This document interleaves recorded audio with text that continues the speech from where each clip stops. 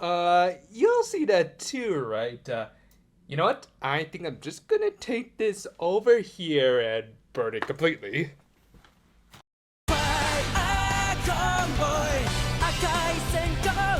We opened this week with our heroes doing some cleaning around Taya's needlessly huge house. In the process, they found some old drawings from his childhood, which points to the prop designers for making the paper look a little aged, which it would after about a decade and a half, based off of Haruhi Iuchi's age. Though that doesn't stop the actual pictures from looking a little fake. Like, I know kids don't have the best drawing skills, but something just feels a little artificial about these, but I can't quite put my finger on it. Anyway, at the same time, and to match up with the theme of this episode, the Hashiraan figured they could make a monster out of a fire extinguisher after they forgot to feed their little buddy some antifreeze.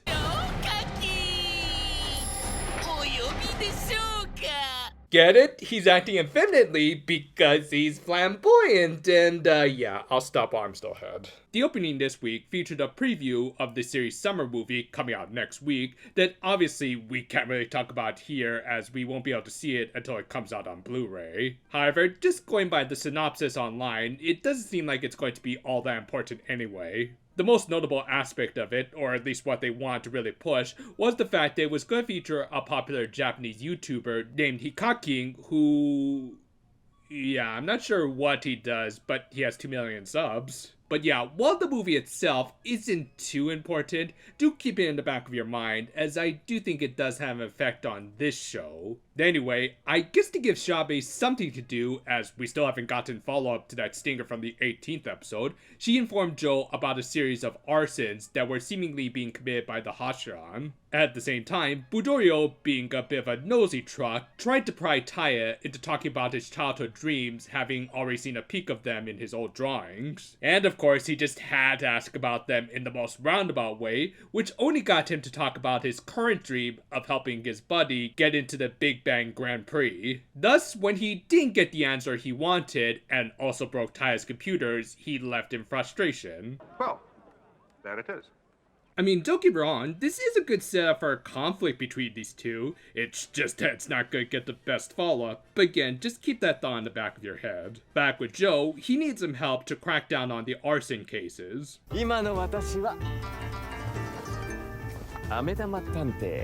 Okay, so can you go help this one girl and her deer? So the wannabe detective and his cop buddy decide to talk to some of the previous victims, starting with some office workers who are already having problems with their own company. Well,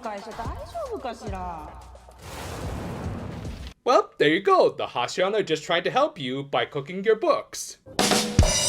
They would interview a few more victims, and while Gemba did start to pick up on a certain pattern with each, they still couldn't figure out the most important question: what was the arson weapon? Well, for that, they just had to rely on some narrative convenience, as they just so happened to see the Hashiraan in delivery uniforms. Okay, now it all makes sense. They formed a bond with Taro, and now he's going around burning any houses they want. Come on, you're trying to tell me that's out of character for him. Meanwhile, Buntorio is still sulking over his earlier incident with Taya, so the Six Ranger duo just kind of came in stage right to give him some encouragement. Now, I think this would have been a good chance to teach him a lesson about not prying too much into his friend's private life. And granted, they did kind of do this at the end of the episode, but it's not really made all too clear. And in this scene, they instead convinced him to support Taya's dream by building more stuff for him. A dream that, I remind you, they haven't even confirmed is a thing with Taya, in spite of what's going to happen in this episode. Yeah, it was at this point that I felt like this episode was a little unfocused, and I think I know why.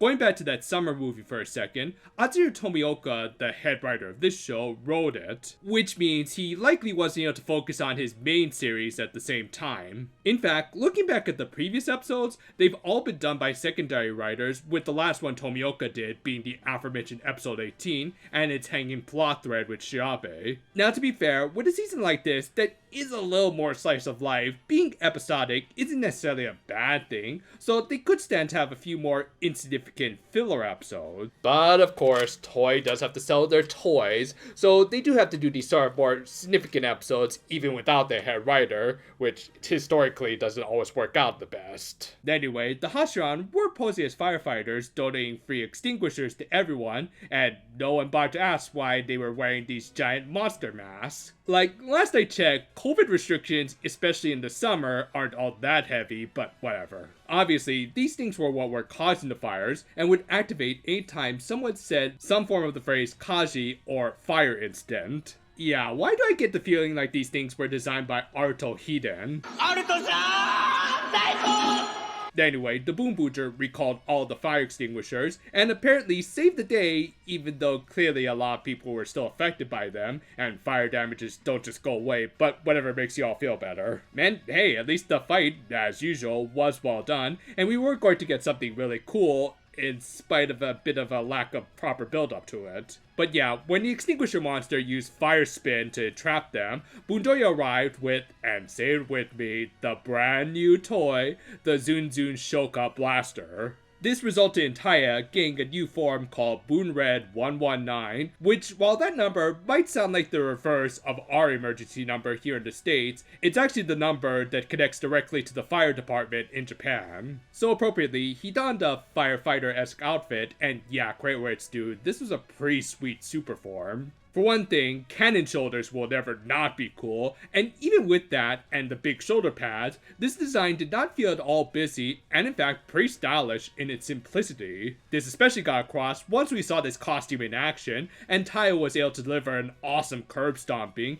using all of his weapons on hand and shoulders. No, and also, the insert song they played here was really damn awesome. I think it was sung by Masaaki Endo, the same guy who does the opening to the show, and you should already know that we stand with this founding member of Jam Project on this channel. Thus, and while I still have my issues with the lack of build-up to this new form, I also can't deny this was an awesome debut for it. With that, we entered the giant monster fight of the week that wouldn't feature a new toy that we do know is coming next week. Instead, we just got a variation on the Boom Boom Robo's wing form, but now with a monster head, so I guess you could call it like a gargoyle form or something. Still, I won't complain too much, especially when they had the balls to actually incorporate some real fire into a fight like this. That is impressive, if only because the suit actors are really risking being around that stuff in their already really hot costumes and surrounded by building props that could also catch fire. Anyway, the episode ended, as I said earlier, with Boondoyo seemingly apologizing for being too nosy, but Taya assuring them that they were cool as he wanted to be reminded about his childhood dreams, which kind of is news to me.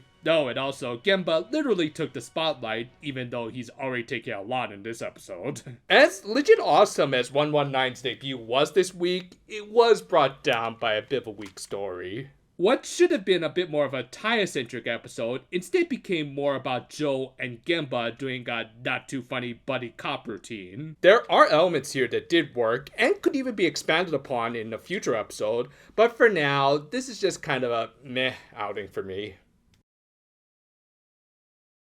I think the biggest and most obvious problem with an episode like this was the lack of focus on Taya and his feelings. Throughout, it was mostly just Boondoyo making assumptions that Taya would want to revisit his old childhood dreams, which for most of us would seldom be the case once we enter into adulthood. Hell, speaking from experience, kids will often switch up their dreams at the drop of a hat. So, just because they found some old drawings didn't really mean anything. Now, of course, it could mean something if Taya had acknowledged that he still treasured those memories, but no, they didn't really get any confirmation until maybe at the end, and even then it felt more like he was going along with Boondoyo's feelings. Meanwhile, the rest of the episode was just about Joe and Gemba fumbling around with fire extinguishers and partaking in bad comedy. Now, of course, they could still build off of the stuff they established through Taya in this episode, and they probably will once Tomioka comes back from writing the movie, but for now, and rather appropriately, the show is just kind of spinning its wheels. Which is a shame, because for episodes like this, where the heroes gain new power-ups, it of course feels more rewarding when there's a good arc and story behind it. But of course, Toei just can't wait to rush out their new products. Still, this debut fight was awesome, and again, they could be planting seeds for later. However, for now, this was just kind of a meh episode brought down by an unfocused plot and lack of good build-up to a legit awesome new form. Next week, we'll also lack Tomioka, but maybe afterwards he can come back and we can get the show back on the track. Hope y'all are having a nice summer, as hoo boy, it's getting legit muggy. All I'll say is that if you know your workplace's AC isn't working, maybe consider taking a personal day. Preferably one spent watching videos on this channel, which we've got a lot going this summer.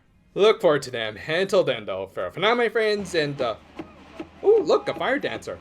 Oh, he's gonna swallow the fire now, and okay dude, let me just go get you some water and oh, the seawater works for you. Okay.